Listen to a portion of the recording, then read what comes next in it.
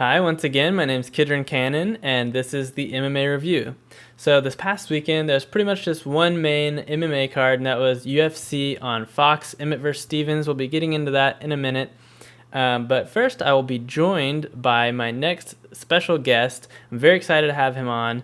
He was a wrestler, he was an MMA fighter, and now he's moved past that and he's into the promoting side of things. He's a commentator, fighter relations. He works with V3 Fights, and I've been able to work with him for the past couple years while I've been filming for V3 Fights. Great guy. His name's Jason Lederfine. He'll be joining me on Skype in just a minute. Here's a rundown of what we're going to be covering. We'll be reviewing UFC Orlando from this past weekend. I'll be giving the official score for that. We'll be previewing UFC 222 coming up this next weekend, and we'll be previewing Bellator 195 also coming up this next weekend. Not much else to say, but before we get into that, I wanted to give a shout out. This past weekend, a smaller show, not on the scale and not on TV here in the U.S., but it was Cage Warriors Fighting Championships 90, CWFC 90, and this was in Liverpool, England. This is the organization that Conor McGregor made his name in before coming to the UFC. Michael Bisping fought there. Dan Hardy has fought there. Lots and lots of top-level UFC fighters have come out of CWFC. It's the premier MMA show in England. They had a show this past weekend headlined by Molly McCann. And she got the win. She looked really impressive.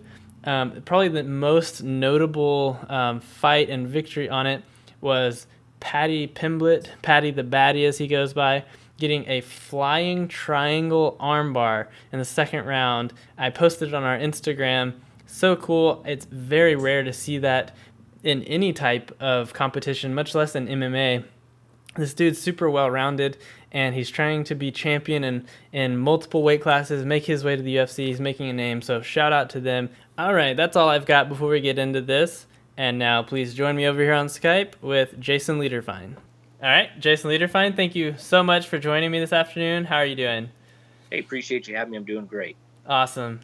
So for people who might not know you, might not know much about you, you've been involved in MMA for a long time. You're a wrestler, you're a fighter, you commentate, you do matchmaking. Tell us a little bit about you and V3 and your background. So I am the color commentator for V3 Fights. I'm also the fighter relations manager. So basically, if you fight as a professional in Memphis, I'm the one that does the negotiations with you. I'm the one that matches these cards along with my partner, Rod Galvan, another high school wrestling coach.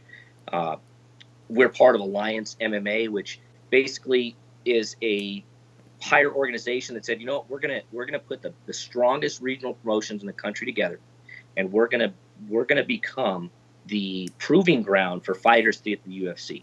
There's so many fighters around. There's all these little regional promotions. I would say V3 is one of the top, if not the best, regional promotion in the Southeast region. We have CFFC in New Jersey. We have HFC in Indiana, Chicago area. We've got IT Fight Series. We've got show fights. We've got so many elite top promotions. We're also the only publicly traded mixed martial arts company in the stock market under AMMA. So there's some really exciting things going on. Next weekend, I'm going to the Arnold Schwarzenegger Sports Festival in Columbus, Ohio. Alliance is putting on a show there.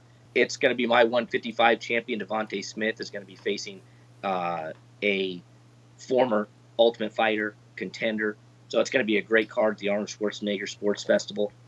2 weeks later, I'm going down to Fort Lauderdale, Florida. CFFC is doing a show down there. And then a week later, I'm right back in Memphis for V3 Fights 67 at Minglewood Hall. Awesome, and I'll see you there. I'm excited about that one. My boy Reggie got a lot of good fights on that one. So this is the MMA review, and what we do is we review MMA events, MMA cards. There's a lot of things out there like Rotten Tomatoes, Fandango that review movies. We're trying our hand at reviewing MMA cards. Developing a system, a lot of factors that go into it. Like momentum and vibe of the card, the finish rate, the quality of decisions, fights that aren't finishes, significance of the matchups, the star power, guys like is Conor McGregor, John Jones, guys that just draw people in who might not even be MMA fans but just want to see those people out there. the crowd rating. I put polls on my Instagram and Twitter and have people vote. Did they like the card? Did they not like the card? All these things factor into it. What do you think makes a good fight card? And if you were supposed to rank one, how would you go about that? I don't know if we've talked about it before, but significance of the fights is really important to me. What's on the line for a win? What's on the line for a loss? Is it a title fight? The significance of the fight, I think, for me, is the number one thing. Sometimes that backfires, where there's so much on the line, neither fighter acts their normal self or performs the normal way that they do. But for me, significance of the card is what excites me the most.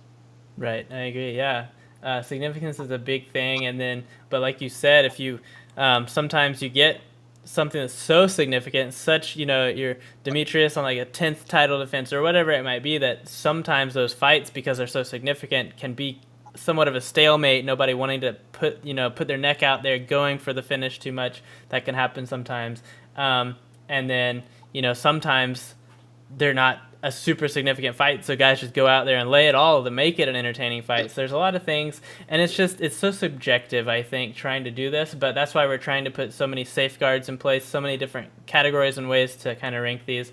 And I really appreciate like the fan vote and fighter input. You're a fighter, you're a commentator, you have so much experience. So I love hearing from guys like you who are in who are in the industry and have some input. No more fighting for me. I'm too old. But, yeah. I do put all the fights together, and I try to do that with the fact in mind that, hey, I'm also a fan.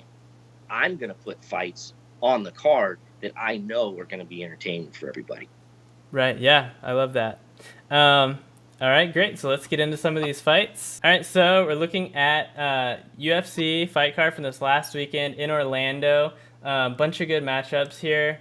And I know you said you got to see a lot of the fights, not every single one. Let's start down here on the Fox prelims. First one is actually fight of the night. The first fight on the Fox prelims was Saunders and Joban. And it's interesting, these two guys obviously used to train together. They're both 10th Planet guys. What were your impressions of this one? Well, at the end of the day, sometimes teammates have to fight each other if they want to get on the big show. And it was a great fight of the night. Joban, he threw that inside leg kick. He knocked Sanders off balance and didn't let Sanders set back up. Threw that hook right to the jaw and knocked him out cold in just a highlight reel fashion that's going to be shown over and over and over again. So it was a great fight, definitely worthy of fight of the night. Definitely, I agree. And up to that point, competitive fight. They trained together. It's an interesting matchup. And Daniel Cormier pointing out, just kind of breaking that down a little bit, when Joban landed that kick, Sanders was squared up. He wasn't in position where he needed to be, and Joban was just able to capitalize straight down the pipe. Really good capitalization there on his part. Next one, kind of on the prelims that caught my eye as well, Sarah McMahon and Renault. And McMahon, obviously, high credential wrestling. Renault, they're both older, late 30s, early 40s, and McMahon doing what she needed to do in the first, getting her down, controlling, almost getting the stoppage there in the crucifix, but then Renault coming back and just looking super impressive. Yeah, Renault, it was an impressive comeback from her. Like you said, first round was probably a 10-8 round for McMahon. Right. McMahon's been in there with the best there is. She's fought Ronda Rousey. She wants to fight the best. 37 years old. Renault, 40 years old, school teacher, works full time in California as a school teacher.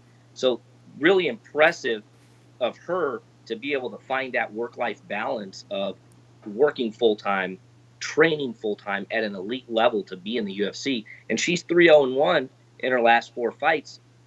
So she's knocking on the door for a title shot now at 40 years old. Right, yeah. And, these women's divisions, they're just not as deep, really, as the men's. There's not as many women out there wanting to do this and to go in there. There are a lot, but there's just so many more guys, So it doesn't take a whole lot in one of these divisions, string together a few wins and kind of get into that picture. And, and we're going to talk about this in a minute, but, next weekend, Cyborg fighting and defending the 145 belt, another division that's just, there's not that many people there. And we'll get to that in a minute. Have to mention Barrow and Kelleher also on the prelims. Hidden Barrow at one point thought to be one of the top pound for pound guys in the world. 33-1 coming into the UFC, and he won the championship. Defended it. Did he defend it, or did TJ take him out in the next fight? Either way, I remember he fought Uriah twice. I don't right. remember if the second one was a elimination bout or not, but he got taken out quick by TJ. So Right. It really derailed that train of him being the best fighter in the world. And the next Jose Aldo is what he was really touted as. TJ put a stop to that really quick, and he's had some weight cut issues where he's been pulled off of fights. And, I just think it's the end of the road for him now at an elite level. Right, yeah, and it kind of reminds me of Anthony Pettis a little bit, coming in from WEC, just running through Benson Henderson, top of the top, and then now he's on a skid as well. It's interesting seeing these guys, I guess, who just reach a point in their development where they're not adding enough to their games to stay ahead, and then a guy like Brian Kelleher coming in there and doing work, and getting past him, a guy that has never been on the tip of people's tongues when you're talking about top pound for pound or like elite of the elite and taking out someone like that. First fight on the Fox main card, Mike Perry, Max Griffin thought it was going to be just one of those barn burner of a fight, perhaps fight of the night, but Max Griffin playing it smart, using his length and keeping Mike Perry on the outside and getting the upset over the hometown guy in Orlando, Mike Perry. What have your impressions of Mike Perry been, and in the UFC? I got to meet Mike down in Florida when we did our shows in Tampa. He had guys on the card, and he has a personality that you could tell this guy's a fighter, and this guy just wants to get in there and fight, and put on a show. He was great to work with. His guys came on and did well. He's had a good showing. Now he's in a little bit of a skid, so we're going to see what kind of changes he makes, if he's going to change camp, if he's going to bring in some new people, work on his striking, maybe even work on his ground game a little bit, and see if he can elevate himself. But being on a 2-fight skid in that weight class, it's really hard to get yourself out of. Definitely. Next on that Fox main card, Ovent St. Preux and Ilir Latifi. And I last week picked this kind of as my main featured fight. I thought it was going to be a really, really good matchup. Ovent St. Preux obviously been in there with John Jones, been in there with some of the elite, and Ilir Latifi just kind of on the rise coming in and looking really impressive. What were your thoughts on that one? Definitely always rooting for a Tennessee guy. OSP trains over in Knoxville. They've had quite a few guys on our cards. The last one they had was Nick Gertz fought for our 155 title. So OSP's coaches Eric Turner and Joey Zonar were down in Memphis for that fight. Just great group of guys, great gym. But OSP, didn't have his best performance. Got rocked. Latifi was able to get a choke in, and what the problem was is he didn't fight the hands at all. I think he was still a little shaken from the blow. Latifi capitalized on it, didn't fight the hands, and unfortunately he went out in, Machida style against John Jones the same way. So it's going to be back to the drawing board for OSP, but with his coaching and the guys he has around him, I think he'll be back stronger. I agree. He's always been, he's been up and down. He's lost one here and there, never just dominated everyone, but always looked really good all around. And I definitely think he'll be kind of one of those top 10 guys for a long time. Just super athletic, played football at Tennessee, just an athlete all around, and picks things up quickly from what I've seen. But Ilir Latifi looking good, strong, powerful, and, grabbed that submission and got it done. And the co-main event, Jessica Andrade, Tisha Torres, this is just a super close matchup. Andrade has actually fought Tisha's partner a couple times, and I thought Andrade was just going to go in there and impose her will. Tisha Torres was able to use her technical striking, landed a lot of good shots, but in the end, Andrade just never tired out, never stopped coming forward, never stopped getting her down and imposing her will. What did you think about Andrade in that? Well, Tisha, she's a little pit bull. She is sculpted. She's strong. She's been in there with some of the best of them. She's one of the better girls in the world at that weight class. But Andrade, man, she's tough. And like you said, she didn't tire out. She went after it. And she's really putting herself in line for a title shot with that impressive win. Yeah, I agree. I feel like she'll probably be that next in line after a win like that. And just her ability to pick girls up and slam them, looking a lot like Daniel Cormier with some of those slams. It's just crazy how strong she is. That she used to fight at 135 and now fighting at 115. Just amazing. That brings us to the main event of the evening. Josh Emmett, Jeremy Stephens. Interesting matchup. Josh Emmett just kind of seemingly coming out of nowhere. Wasn't in the UFC a couple years ago, and now was ranked number 4 going into this fight with that huge knockout over Lamas a few months ago. And then, Jeremy Stephens always been kind of right there, up and down, but just always around. And I don't know who you picked. I was leaning for the longest time towards Emmett just because of his knockout power. But in the end, I picked Jeremy Stephens, and I was happy I did. Got the win, but some controversy there. Talk us through that from your, you work on, with commissions and with people all the time that make those calls. What were your thoughts on that? Well, to the fight itself, I did pick Emmett to win the fight. He did drop Jeremy early in the fight with a straight that put Jeremy on his butt for a second. But, Jeremy Stephens, the experience he has, 11 years in the UFC, he's been there with the best of them as well. He was able to weather the storm. Now, the controversy comes, there's 2 things that they talked about, was some illegal elbows, which I don't agree with, and the illegal knee, which I do agree with, that it was illegal. Now, the universal rules of MMA, which have not been adopted in every state yet, says that a downed opponent, if the bottom of your feet are touching, for you to be considered a downed opponent, and head strikes with the knee to your head would be illegal, either a palm of your hand and a fist both have to be touching, or 2 palms, 2 fists, they both have to be on the mat at the ground at the same time. That would make you a downed opponent. But nothing has changed in the rules if your knee is down. If a fighter's knee is down, he is a downed opponent, and a strike with the knee to the head is illegal. It was before, and it is still now under universal rules. He explained that the ref said if one of his hands is up, then a knee strike is legal, and that's wrong. That's not true. And the referee was in a good position to see it. I don't know why Dan didn't call it, didn't stop the action. It didn't really land. It played no factor in the win, in my opinion. But the fact that Jeremy threw it and then tried to justify that it was legal because the ref said his hand was up, Jeremy's fought a lot. If we preach this to these guys regionally and they know the rules, I can't imagine that it's not properly discussed and noted at that level with those kind of commissions. So, it could have devastated the fight. If he would have landed that knee, the fight would have been over and he would have lost via disqualification. So, there's that interpretation rules with John Jones. His one loss is because he did a 12-6. It's illegal. He thought it was legal. It wasn't, and he was disqualified for it, and Jeremy Stephens would have done it too. Now, Jeremy Stephens called out, he wants a title shot. Is he to where he deserves a title shot right now? No. There's too many guys above him that have beaten him. Frankie Edgar, for example, a guy that beat him. Those guys deserve the shot first. But, if he can keep on this streak and start beating guys the way he keep doing that, Conor McGregor's not going to have to ask who is he anymore. Yeah. It was interesting from, I don't have any training in any of these types of things. I'm watching the fight as a fan. To me, it looked like Josh Emmett's hurt. The knee didn't land flush, so, that wasn't a factor causing him to be damaged like that.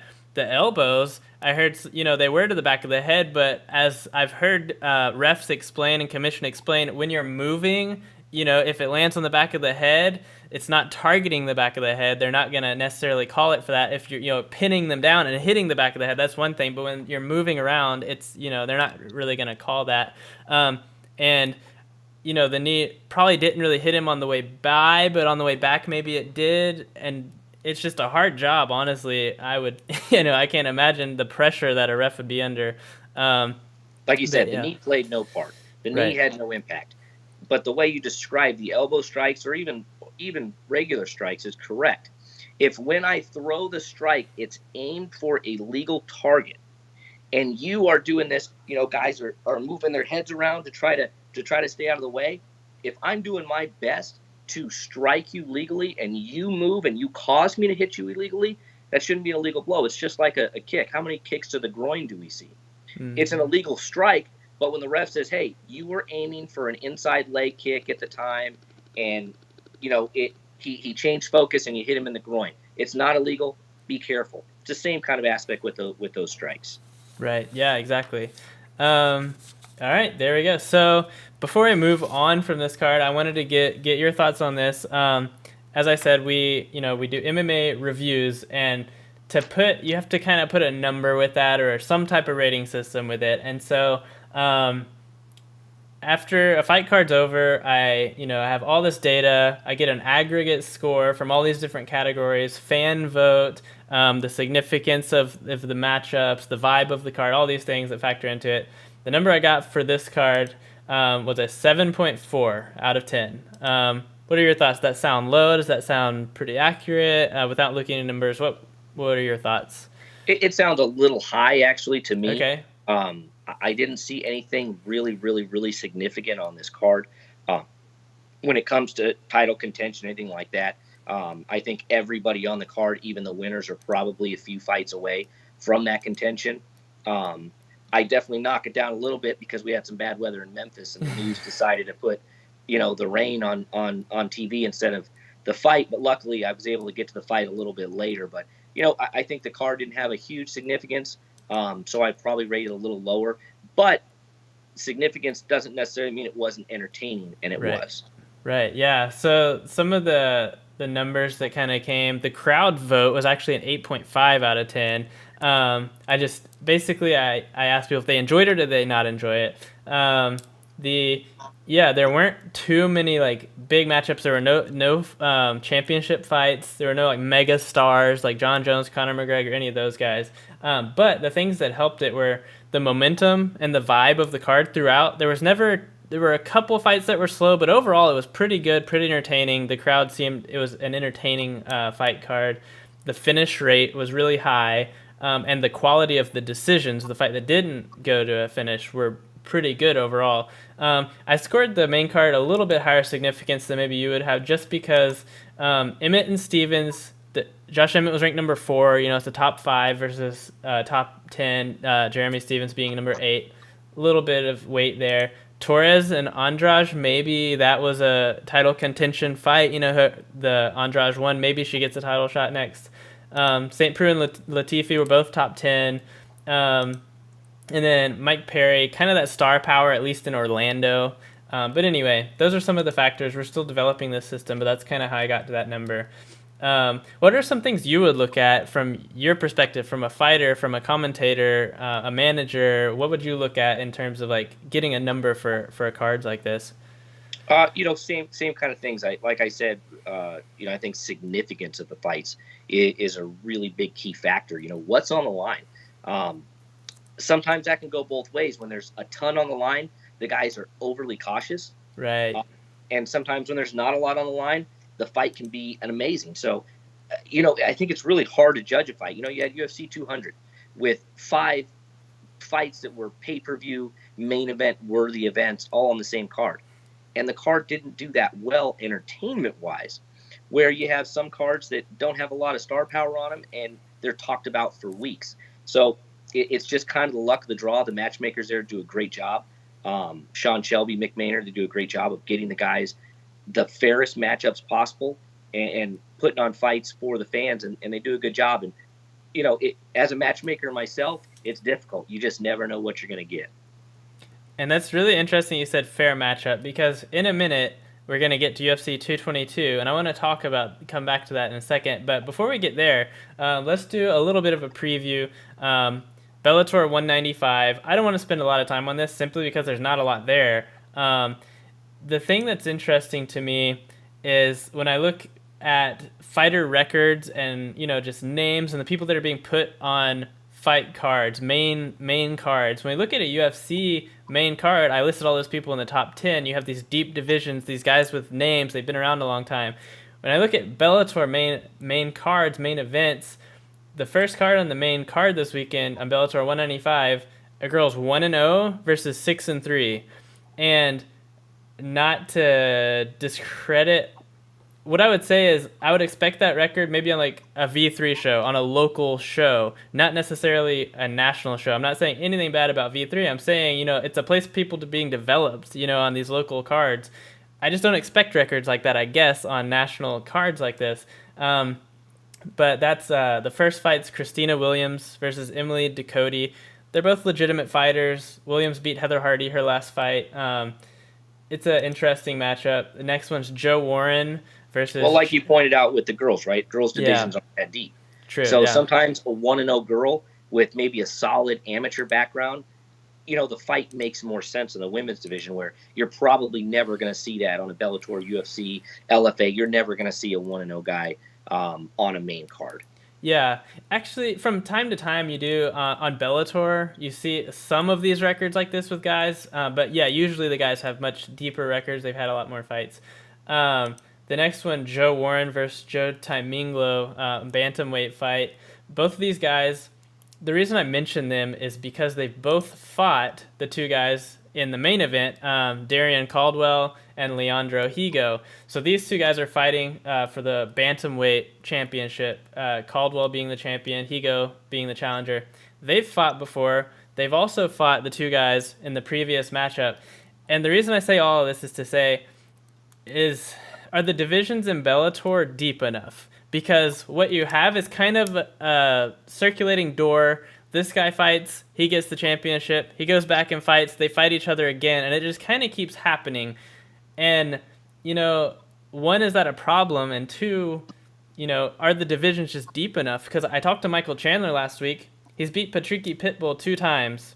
Patricky won last week, and Michael Chandler's fighting for the championship in a couple weeks. If he wins, more than likely the next opponent will be Patricky again, and he's just like, he doesn't win it. He doesn't want to fight him a third time. He's beat him twice. What would you say about all of this and Bellator's divisions and the depth and all of that? Well, I would say at the lower weights, like 135, a bantamweight fight, it's not a deep weight class for the men. I mean, it's really not even deep for the women.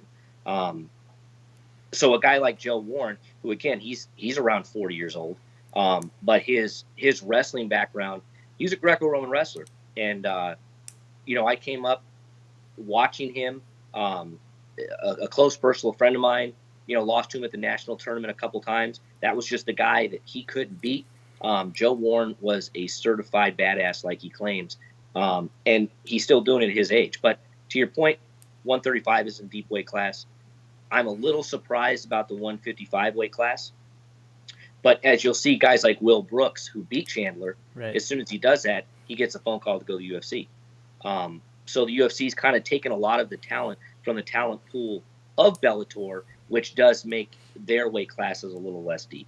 Yeah, it's interesting also kind of going the other way. A lot of the guys that have been in the UFC that maybe aren't quite the top of the top tier or are just getting fed up with the UFC and some of the policies with, sponsorships on clothing, all that, are coming back to Bellator, are choosing to leave the UFC and go to Bellator. So it's kind of working both ways. You have guys that the UFC is snatching that go from Bellator to the UFC, but you also have guys going back, and so maybe that'll breathe some more life into some of these Bellator divisions.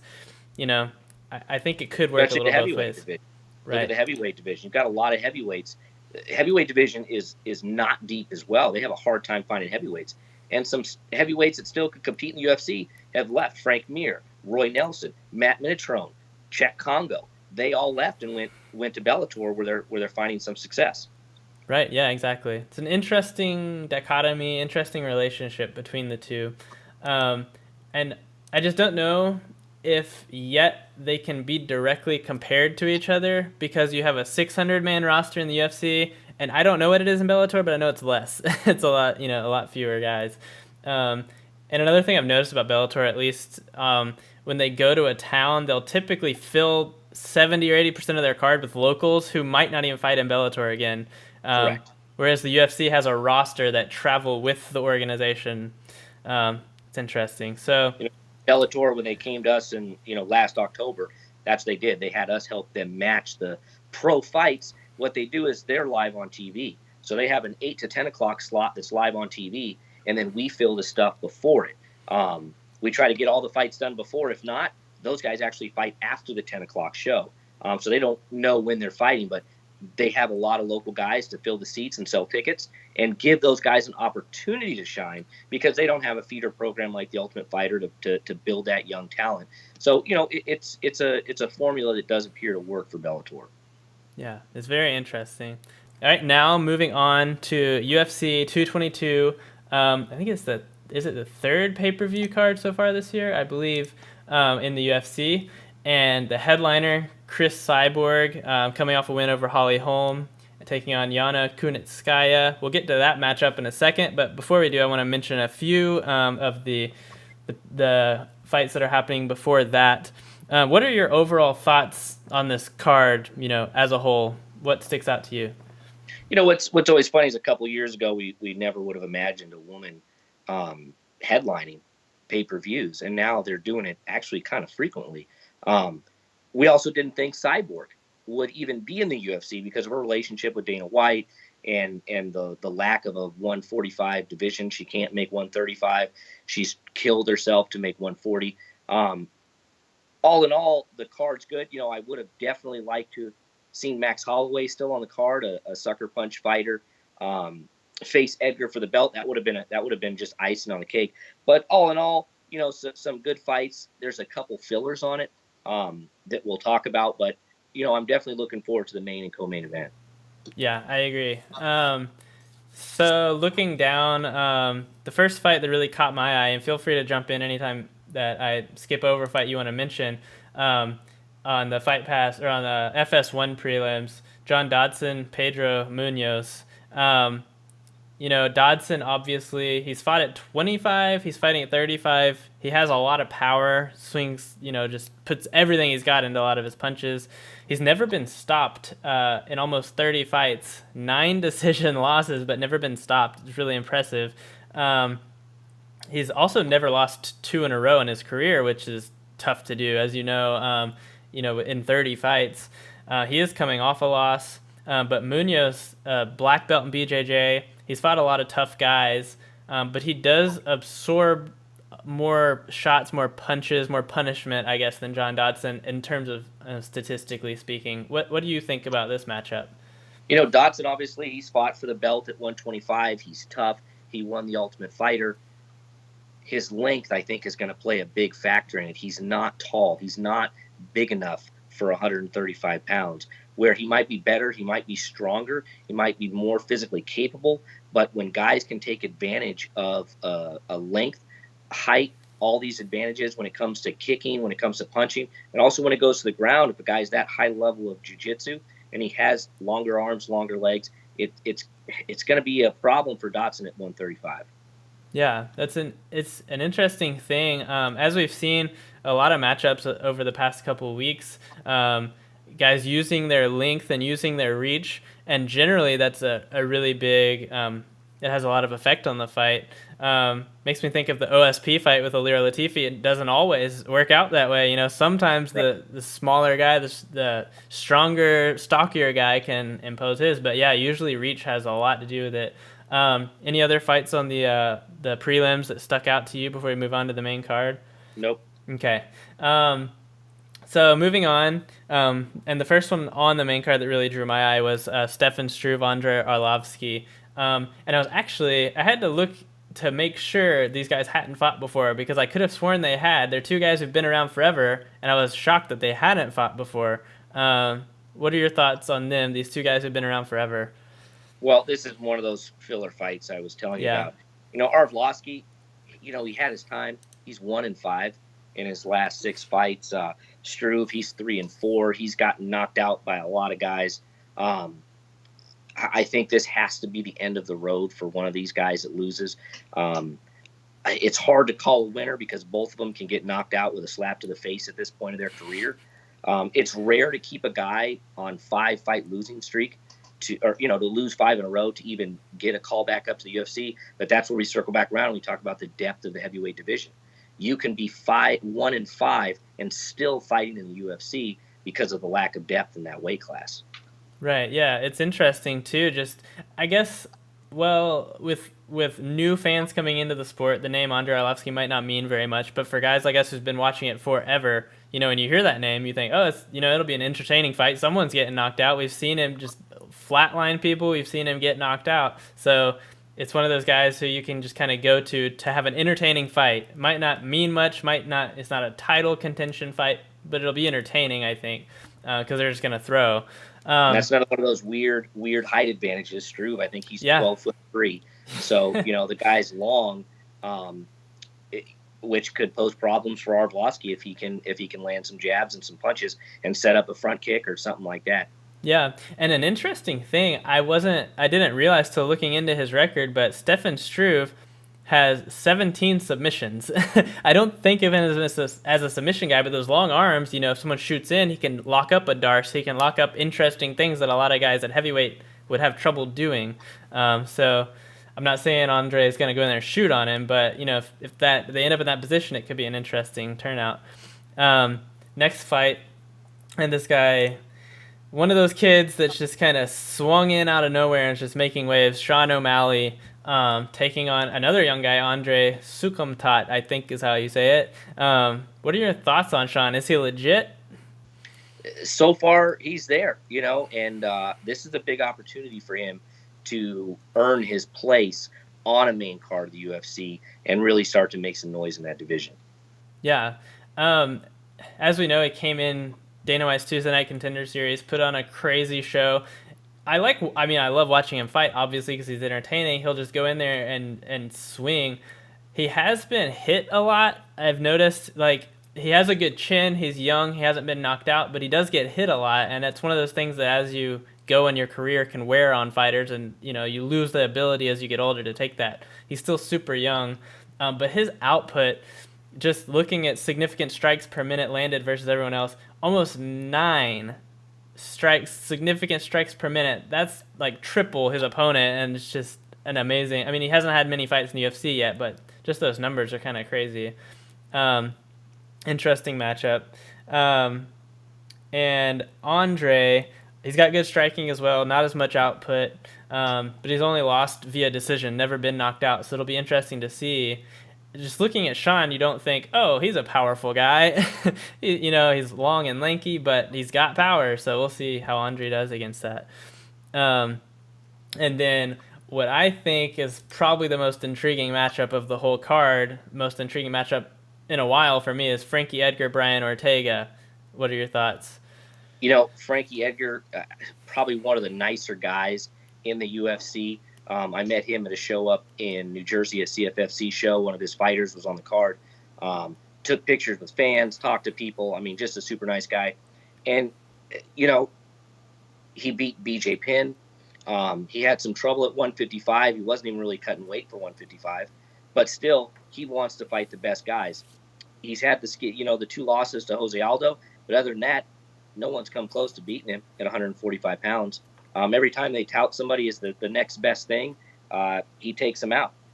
He beat Jeremy Stevens, who we talked about earlier. He wants a title shot. Yair Rodriguez, another guy that they thought was going to be the next best thing. He takes him out. So, Frankie Edgar, like I said, I really wish this would have been against Max Holloway, because that would have been a great fight.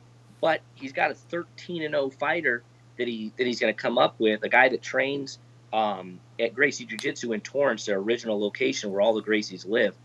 This is another tough fight, but Frankie Edgar is just on a different level. He's been in so many championship fights.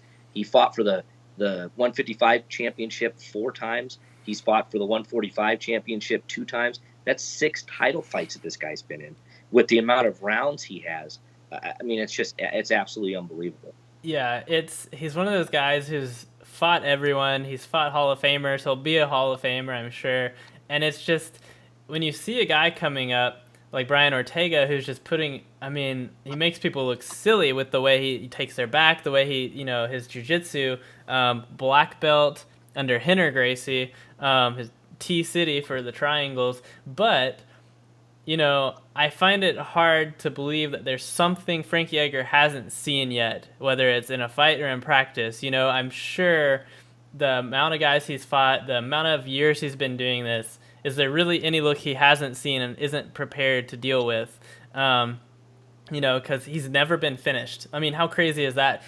Gray Maynard dropping him multiple times and, getting in such bad positions, but he's never been finished. He's lost some decisions, but so it'll just be really interesting. It'll be a big test for Ortega, and we'll see how Pretty legit much his. all those decision losses are in championship fights as well. Right. Yeah, they are. Yeah. So that's 5 rounds, 25 minutes every single time. Crazy. I can barely work out for that long, much less, I mean, it's just amazing. His cardio, his ability to recover, how durable he is.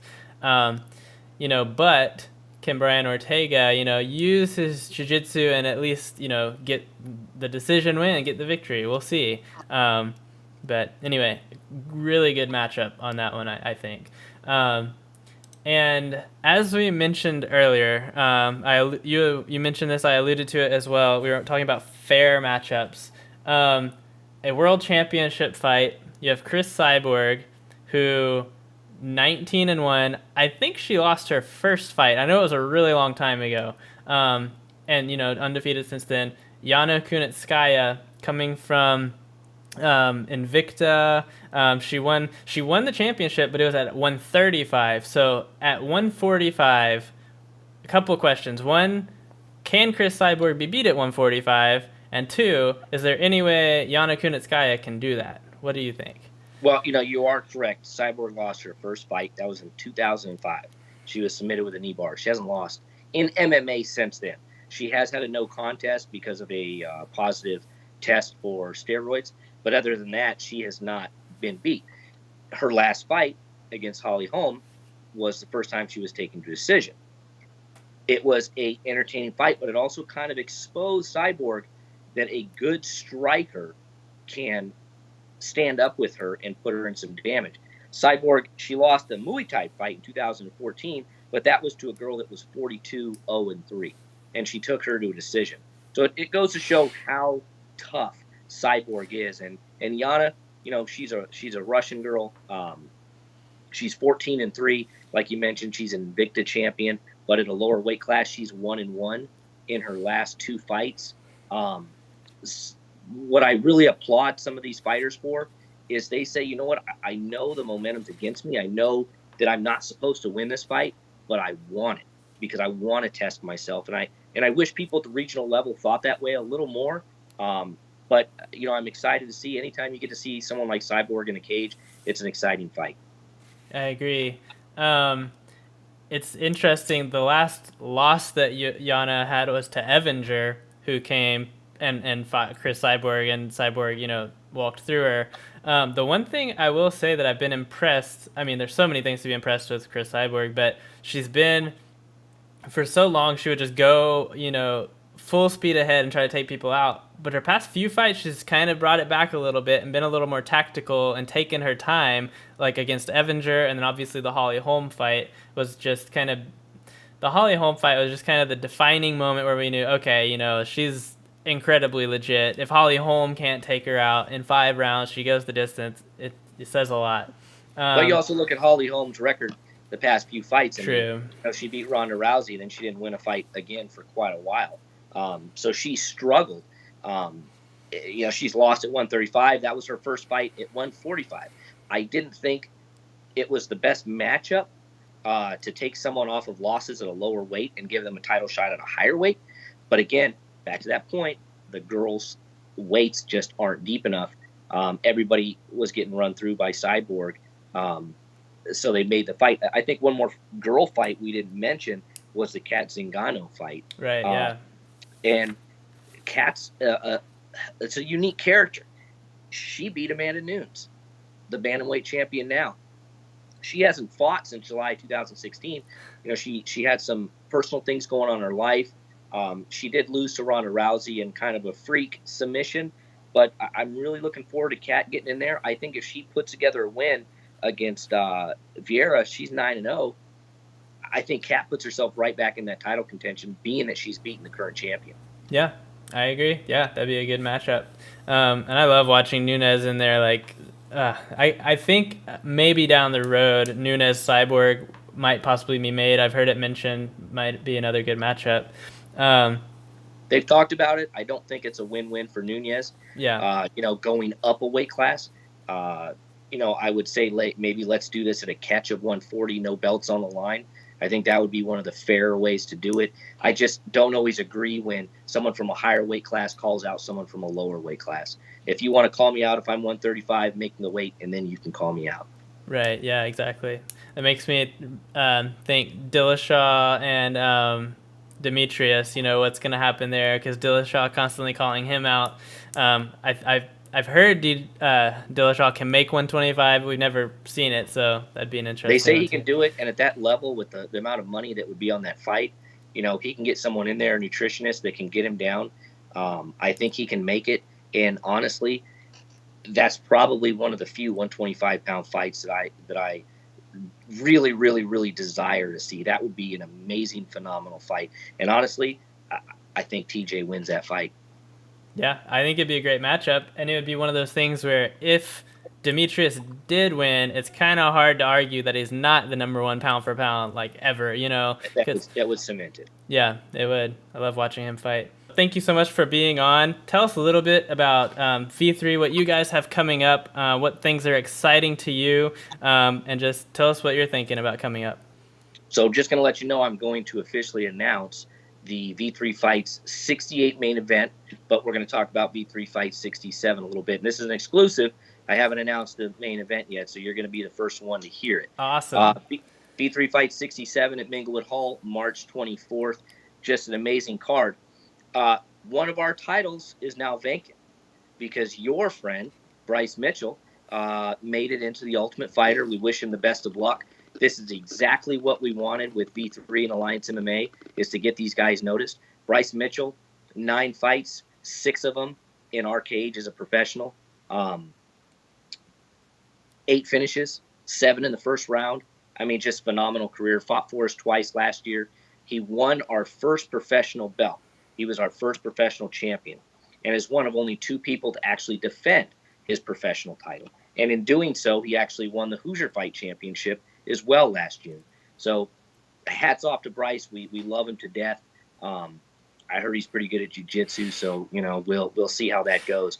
We're going to miss him. These are some big shoes to fill, but I think we have the next best thing in the cage, and that's Reggie Adams, who said September is 4-0, 4 submissions, all in the first round.